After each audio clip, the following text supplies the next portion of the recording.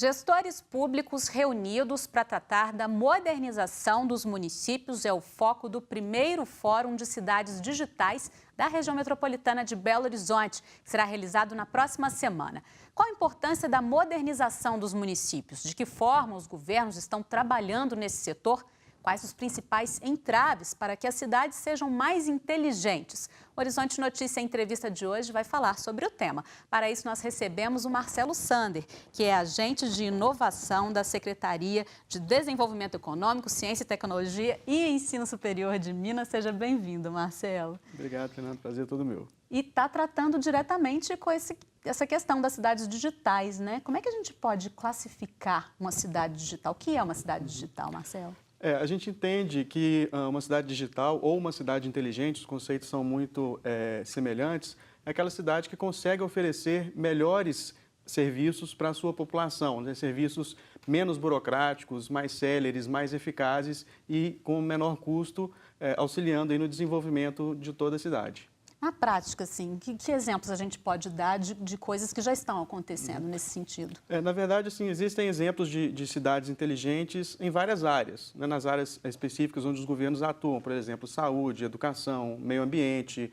logística, desenvolvimento econômico. A própria desburocratização dos processos, né, são considerados assuntos relacionados à cidade inteligente. Então, por exemplo, se o município consegue emitir uma certidão negativa de débitos para uma empresa num tempo mais célere, a um baixo custo, é uma cidade preocupada em ser mais inteligente, né? E a gente associa muito isso à digitalização dos processos. Sim. Não necessariamente, obrigatoriamente, ser digital. Sim. Mas se você faz um processo manual, que leva algumas horas a mais ou dias a mais, e você tem condição de fazer esse mesmo processo de forma digital, tecnológica, a um custo menor e a um tempo melhor, então, por que não, né, lançar mão dessas novas tecnologias? Uhum. Então, a gente acredita muito isso na capacitação dos municípios, no desenvolvimento tecnológico que proporciona um desenvolvimento social e econômico para os municípios. Na área da logística, por exemplo, trânsito, né, se você consegue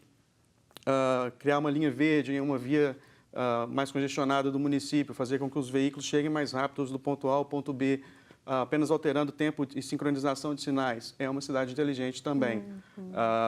Na área do meio ambiente, por exemplo, se você consegue, se você levava dias para fazer o plantio de árvores numa determinada região, e se você consegue fazer isso por meio de drones, de forma automatizada, você ganha tempo, ganha economia. Então, todas as ações voltadas para reduzir tempo e aumentar a eficiência de um processo é considerado cidade inteligente. É a palavra que eu ia dizer, a palavra é eficiência, né? Aumentar a eficiência e aí isso acaba beneficiando a todos, aí, tanto quem está oferecendo o serviço quanto quem está recebendo. Exatamente, né? é fazer mais rápido e com mais eficiência. Como é que as cidades da região metropolitana, né, que o Fórum vai discutir região metropolitana, como é que essas nossas cidades da região metropolitana estão nesse sentido? A região metropolitana, por estar, né, fazer parte de Belo Horizonte, nós temos bons cases com relação às cidades inteligentes, inclusive algumas dessas cidades estarão participando do fórum, contando os seus cases, e a gente acredita muito nisso também.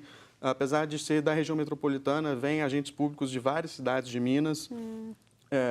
Um dos objetivos do fórum é trocar experiências. Sim. Então, de repente, um gestor público de um município mais afastado fica sabendo que uma cidade da região metropolitana desenvolveu uma solução que facilitou algum processo, né? Se o custo for relativamente baixo, essa tecnologia pode ser replicada em outros municípios. Então, a gente acredita que o encontro, né, o network, o contato dos gestores com outros gestores, a troca de ideias pode beneficiar outras cidades também, que não só a região metropolitana. O evento é região metropolitana só porque ele acontece aqui, mas vai direcionado interior a vários também. municípios. Legal. Inclusive, o evento aconteceria no final do mês passado, não aconteceu em função da greve dos caminhoneiros. Inclusive, um tema que se discute é esse, né? É nos momentos de crise que surgem as ideias que está propício para a inovação. Claro. Então, como que a gente pode desenvolver o município contando menos, por exemplo, com os combustíveis fósseis? É um tema para cidades inteligentes. A CEMIG tem vários projetos nesse sentido. Lá na cidade administrativa, a gente já tem um projeto piloto, que é o Conecta.me, que utiliza carros híbridos, carros elétricos, né? A gente tem ônibus elétricos rodando na cidade administrativa, ainda o projeto piloto, carros, motos, bicicletas, Em Minas Gerais tem 16 postos para carregamento de energia elétrica e a CEMIG é pioneira na geração desse tipo de tecnologia, inclusive utilizando também o sistema de Smart Grids.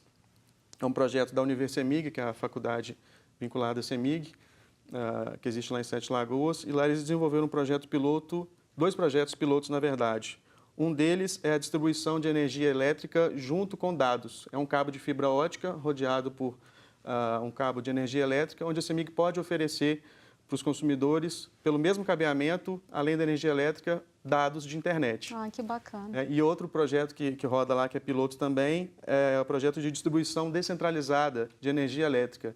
A CEMIG já está se preparando para um salto, para um momento em que os consumidores vão produzir sua própria energia elétrica, né, por meio dos painéis solares de captação de energia do sol, que gera energia elétrica, e o excedente dessa energia elétrica vai poder ser redistribuído na rede. Ele volta para a rede da CEMIG.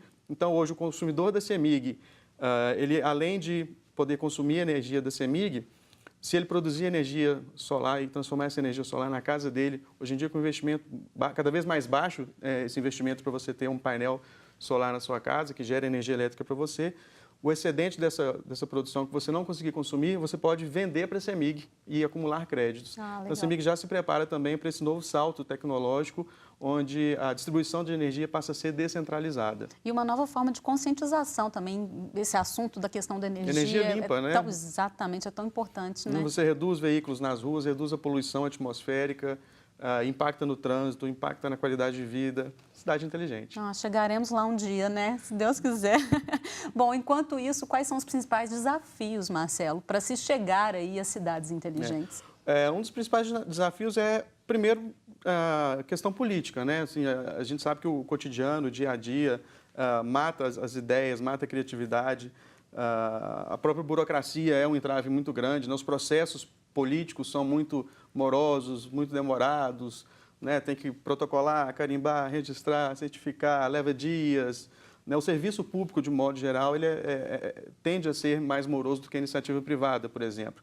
A gente acredita muito bem nas PPPs, as parcerias público-privadas. Né? O próprio projeto que roda na cidade administrativa, o Conecta.me, é fruto de uma PPP. Né? As empresas oferecem a tecnologia, né? O governo testa aquela tecnologia e regulamenta para que possa ser implementado.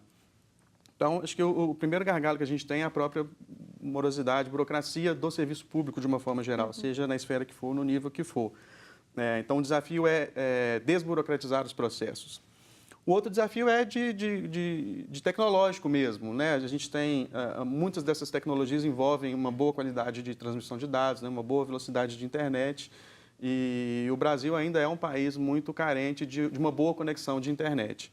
Eu acredito que esses sejam os 2 principais desafios, né? A questão por se tratar de governo, parte mais burocrática da coisa, que é uma coisa que a gente luta muito para reduzir essa burocracia e esse tempo, e a questão, o gap tecnológico, que também vem reduzindo, mas a gente é um país continental, um estado muito grande, né? 853 municípios. A gente ainda tem município que sofre com telefonia, por exemplo. Sim, imagina com internet. Não tem acesso à telefonia. Né? Então, são esses 2 principais desafios. Bacana. Agora, essa questão da desburocratização já é uma coisa que já tem que começar a ser discutida, né? Urgente. E a gente acredita que as PPPs são um caminho para isso, né? O governo não sai totalmente do processo, porque você precisa do Estado para regulamentar, para criar as leis, para fiscalizar o uso dos serviços. Estamos falando de serviços públicos, né? Quando a gente fala de mobilidade urbana, de gestão ambiental, de documentação, tudo passa pelo serviço público. Mas a gente acredita que as PPPs sejam um caminho para facilitar esse processo, para agilizar esse processo, porque você consegue atender a todos, né? Você consegue atender ao governo, que mantém o controle sobre o controle e a fiscalização sobre os processos, o cidadão vai ter um serviço de melhor qualidade e a empresa, que é o objetivo lucro, vai poder ter o seu lucro vendendo serviço para a população. É um tema que já vai ser debatido aí nesse fórum. Vamos falar um pouquinho do fórum para a gente finalizar. É um dos temas do fórum. O fórum vai ser no dia 21 de junho, agora, na próxima quinta-feira, lá no CID, que funciona no Espaço 104, na Praça da Estação, em Belo Horizonte.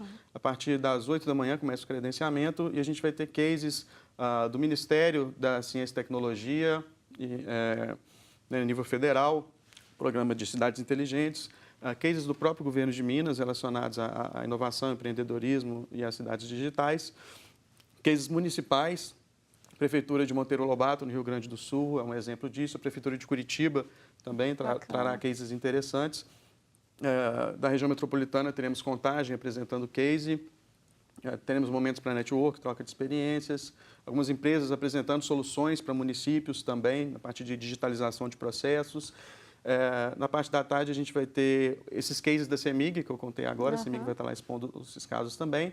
E a gente vai ter um painel com startups, né, que são essas empresas de base tecnológica, algumas startups apresentando seus pitches e startups voltadas para essa área de cidades inteligentes. Então, são serviços em que as prefeituras podem contratar para contribuir para a economia de tempo e melhora nas suas gestões. E já nesse ambiente ali do CID, que é um ambiente de fomento a essa questão das startups, da inovação, empreendedorismo. Bacana. A gente acredita que o empreendedorismo não é só eu ser um empreendedor, montar a minha empresa e ganhar dinheiro. A gente pode ser intraempreendedor, né, empreender no local de trabalho, e o governo pode ser empreendedor também, né, como fomentador dessas iniciativas. Tá certo. Quem quiser saber mais, como é que faz para saber sobre o assunto, sobre o fórum? É só acessar o site forumcidadedigital.com.br/BH. Tá certo. Muito obrigada pela presença, Marcelo. Eu que agradeço.